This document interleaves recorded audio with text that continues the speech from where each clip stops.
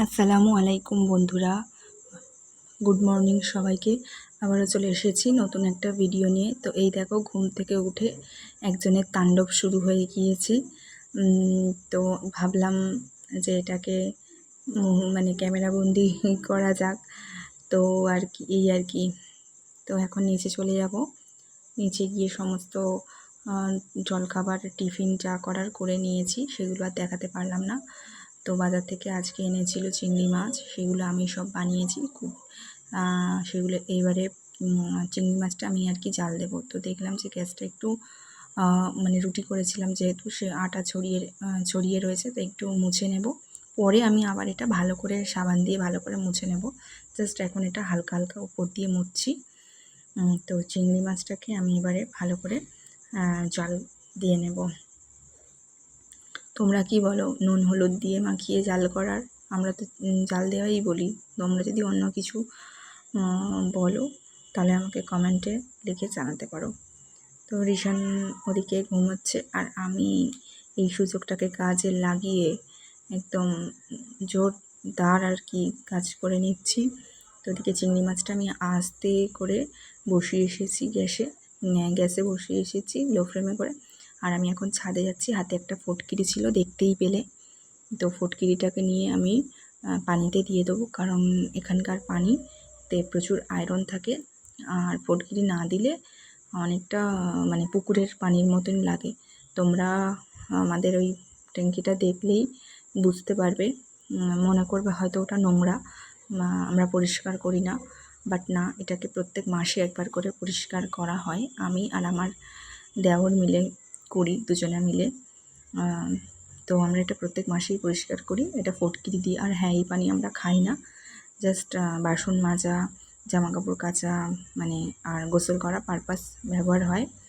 তো জামা কাপড় ছিল, জামা কাপড়গুলো আমি এখন ছাদে সমস্তটা ধুয়ে কেচে নিচ্ছি, ধুয়ে মেলে দিচ্ছি। কাচা তো অলরেডি হয়েই গেছে। তো বন্ধুরা, আমার ভিডিও তোমাদের কেমন লাগছে না লাগছে তোমরা অবশ্যই কমেন্ট করে জানাবে। আর মানে দয়া করে কেউ কোনো খারাপ মন্তব্য করবে না বা খারাপ কমেন্ট করবে না, কারণ আমি এমন কিছু খারাপ জিনিস করছি না। তবে হ্যাঁ, আমার ভিডিওর ব্যাপারে যদি তোমরা বলো যে মানে সাজেশান দাও বা ওপিনিয়ন দাও যে ভালো হচ্ছে কি মন্দ হচ্ছে, তো সেটা ঠিক আছে। তো তোমাদের যদি একটু কোথাও ভালো লেগে থাকে তাহলে তোমরা অবশ্যই লাইক, কমেন্ট, শেয়ার করবে এবং সাবস্ক্রাইব করে দিতে ভুলবে না। তোমাদের একটা লাইক, একটা কমেন্ট আমাকে অনেক মোটিভেট করে নেক্সট ভিডিও বানানোর জন্য। তো ওই যে চিংড়ি মাছটা আমি গ্যাসে বসিয়ে দিয়ে গেছিলাম, নিচে এসে দেখলাম যেটা ফুটে গেছে। আমি এটা বন্ধ করে দেবো। আর আজকে রান্না হচ্ছে মাছের ডিম ছিল, মাছ ছিল, তো এটা দিয়ে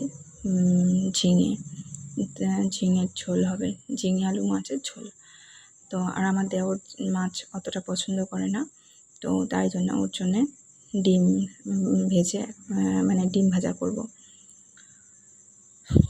তো আমি রান্নাগুলো করছি, জানি না কেমন হচ্ছে, কারণ আমার এই 3-3.5 বছর বিয়ে হয়েছে, আর আমাকে এতদিন রান্না করতে হয়নি। আমার শাশুড়ি মার একটু শরীর খারাপ বলেই তো তার জন্য আমি রান্না করছি। তো আমি চেষ্টা করছি মোটামুটি ভালো করেই করার, কারণ শেখার কোনো বয়স নেই, তাই না?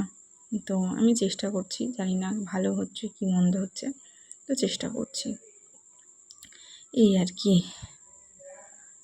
আর রিশান এখনও দাদিমার কোলে বসে রয়েছে, একটু দুষ্টুমি করছে, আমার কাছে আসার জন্য বায়না জুড়ে দিচ্ছে আসবে। আর আমারও মনটা কেমন ছটফট করছে যেন ওকে কোলে নেওয়ার জন্য। মনে হচ্ছে যেন কত তাড়াতাড়ি আমি এখান থেকে কমপ্লিট করে নিতে পারবো আর ওর কাছে যেতে পারবো। তো রিশানকে আমি না কোলে মানে ওকে ছাড়া যেন আমার কিছু ভালো লাগে না। তো যাই হোক, এখানে আরেকটা রান্না করেছিলাম চিংড়ি মাছ দিয়ে আলু আর চিচিঙ্গের একটা তরকারি মতন। তো বিকাল হয়ে গেছে, খাওয়া দাওয়া, ঘুম সব কিছু কমপ্লিট করে নিয়ে আবারও এসেছি। আর রিশান এখন বাইরে বেরোনোর জন্য মানে বায়না ধরেছে যে ও বাইরে বেরোবে। আর গেটের মানে গেটটা খোলার চেষ্টা করছে চাবি নিয়ে। তো সেটাই আমি দেখাচ্ছিলাম। তো ও তো পারে না, তা ভাবছিলাম যে চাবিটা যদি ফেলে দেয়, কিন্তু ও দুষ্টুমি করছে বাইরে বেরোবে বলে। তা যাই হোক, বললাম যে ওকে একটু বাইরে নিয়ে যাও, আর আমি এই ফাঁকে এই আর আমি কিছু কাজগুলো সেরে নেব। সন্ধ্যা হয়ে গেছে, ওকে টিফিন করিয়ে নিয়েছি আজকে দুধ বিস্কুট। আর দুপুরবেলায় যেহেতু আজকে মাছ রান্না হয়েছিল, ওকে মাছ দিয়েই খাইয়েছিলাম। তো সন্ধ্যেবেলায় ভাবলাম যে একটু খিচুড়ি করে দিই। এটা গোবিন্দভোগ চালের নিয়েছিলাম, গোবিন্দভোগ চাল, ডাল নিয়েছিলাম, আলু, পেঁয়াজ, আদা রসুন, নুন, আর সামান্য হলুদ, আর সামান্য তেল, আর একটু গোটা জিরে, আর হালকা 5 ফোড়নের গুঁড়ো অ্যাড করে আমি জাস্ট এটাকে ভালো করে নেড়ে প্রেশার কুকারে বসিয়ে দেব। আর তোমাদের কাছে যদি কোনো সবজি থাকে দিতে পারো। আমার ঘরে আমি এবার এটাকে প্রেশার কুকারে বসিয়ে দিয়েছি। দিয়ে আমি এটাকে গ্যাসে 4-5টা সিটি মারবো। আর ওদিকে রাতে খাওয়ার জন্য একটু চিংড়ি মাছ আর আলু ভাজা করে নেব। তো প্রথমে কড়াতে তেল দিয়ে দিয়েছি, আর ওদিকে সিটির অপেক্ষায় বসে রয়েছি যে সিটি পড়বে। আর এদিকে মানে যত তাড়াতাড়ি পারছি আমি করে নিচ্ছি, কারণ অলরেডি তখন 8:30 বাজতে যায়, আর রিশানকে খাওয়াতে হবে। তাই জন্য চেষ্টা করছি যত তাড়াতাড়ি সম্ভব করে নিচ্ছি। এক ধার থেকে পেঁয়াজ, নুন, হলুদ, লঙ্কা সব কিছু দিয়ে আর ভালো করে গ্যাস জুড়ে দিয়ে মোটামুটি রান্না করে নেব কোনো রকমে আর কি। তো কোনো রকমে মানে একেবারে খারাপ না, মোটামুটি মানে খাওয়ার যোগ্য হবে সেই রকমই রান্না করব। আর রিশান তো এখন একটু খেলাই করছে, ও একটু খেলা করে সন্ধ্যের টাইমটা। তো বন্ধুরা, তোমরা সবাই কেমন আছো বলো? আমি তো ভালো আছি। আর মাঝে মধ্যে মানে কি বলবো, এত প্রেশারে মাঝে মধ্যে ভালো লাগে না, তো তখন একটু কেমন মানে ডিপ্রেসড মতো হয়ে যায়। তো আবার রিশান আছে বলে আমার মোটামুটি অতটা কিছু মনে হয় না, টাইমও কেটে যায়। তো বন্ধুরা, আজ তবে এইটুকুই। আর আমি এখন ভিডিও এডিট করতে বসেছি, আর রিশান বাইরে খেলা করছিল। তো দেখো ঠিক লাস্ট মোমেন্টে ও চলে এলো আর বায়না ধরছিল, তো মানে ঘুমানোর জন্য, ওর ঘুম পেয়ে যাচ্ছিল বলে। তো কোনো রকমে আমি স্টপ করে দিয়ে আবার ওকে ঘুম পাড়িয়ে নিলাম। তো দেখো এত কষ্ট করে আমি ভিডিও বানাচ্ছি, তো কি বলবো আর।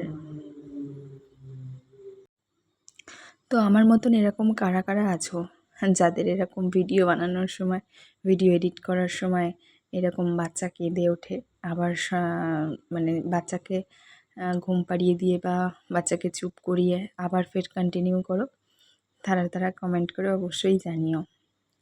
আর এই দেখো মোটামুটি আমার এখানে আলু ভাজাটা হয়ে গেছে প্রায়। এবারে চিংড়ি মাছগুলো আমি দিয়ে দেব, দিয়ে আবারও ভালো করে ভেজে নেব আর কি। আর ওদিকে মোটামুটি রিশানের খিচুড়িটা তো আমার হয়ে গেছে, আমি গ্যাস অফ করে দিয়েছি অলরেডি। আর সিটিটা পড়লে পুরোপুরি তারপর আমি প্রেশার কুকারটা খুলে দেখব যে কেমন হয়েছে। তো তোমরা কারা কারা এরকম আলু দিয়ে চিংড়ি মাছ ভাজা খেতে মানে ভালোবাসো, বেশি করে পেঁয়াজ দিয়ে? তো আমার তো ভীষণ ভালো লাগে। এরকম যদি গরম গরম ভাতের সাথে এরকম আলু ভাজা দিয়ে চিংড়ি মাছ ভাজা যায়, তো অনায়াসে এক থালা ভাত উঠে যাবে।